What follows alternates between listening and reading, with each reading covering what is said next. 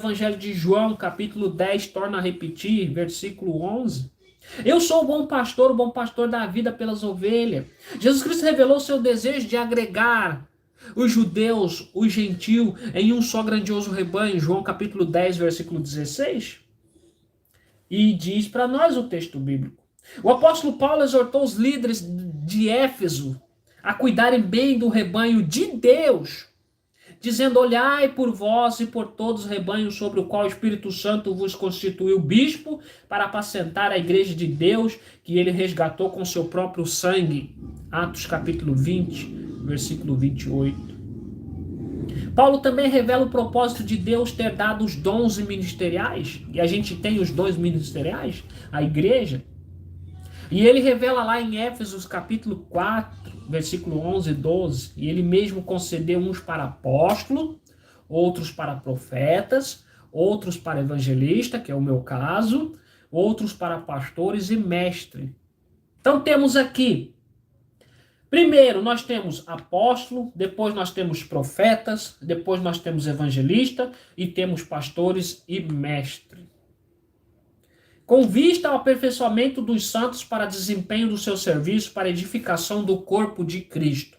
Efésios capítulo 4, versículo 11 e 12. O apóstolo Pedro também nos apresentou o corpo de Cristo.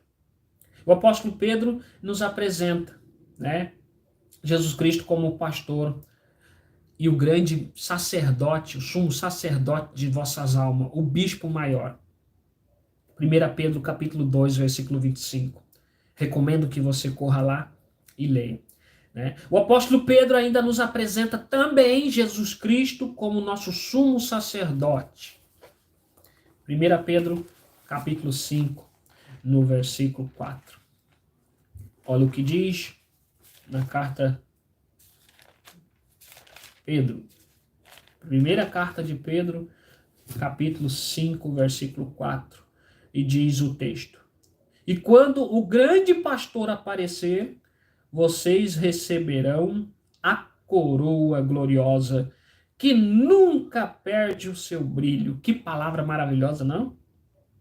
Amém? Glória a Deus. Glória a Deus. Então aqui está o apóstolo Pedro nos apresentando o grande pastor. Amém? O pastor, para a gente finalizar na conclusão, o pastor, ele exerce várias funções. Eu fui auxiliar de pastor, na rede de adolescentes. Tenho amigos que são pastores. E na minha caminhada encontrei pastores que largaram a missão, pastores que cansaram. O pastor exerce várias funções ao mesmo tempo. Eu sei disso porque o pastor, uma hora ele é médico, ele leva o bálsamo santo para curar os enfermos, outra hora ele é advogado, porque ele defende a igreja. Eu estou falando de um verdadeiro pastor. Um outro momento ele é construtor, que constrói a igreja, outra hora ele é psicólogo, e eu estou falando de construção, que tem o pastor Del, da igreja da Lagoinha, que acompanhei os momentos ali de aluguéis, de depósito para poder construir a igreja, enfim.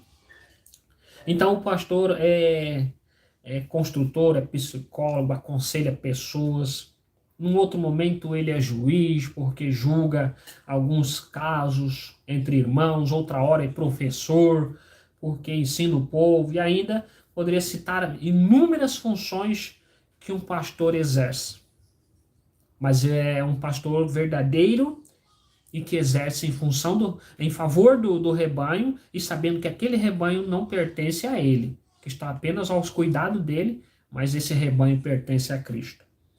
A palavra do Senhor ensina o povo de Deus a prestarem obediência aos seus pastores. Hebreus capítulo 13, versículo 17. Recomendo que você leia. Eu quero orar aqui em favor de todos os pastores. Torno a repetir, dos verdadeiros pastores, não daqueles que olham para os irmãos e veem cada irmão uma cédula. Para esses aí eu prefiro não orar agora.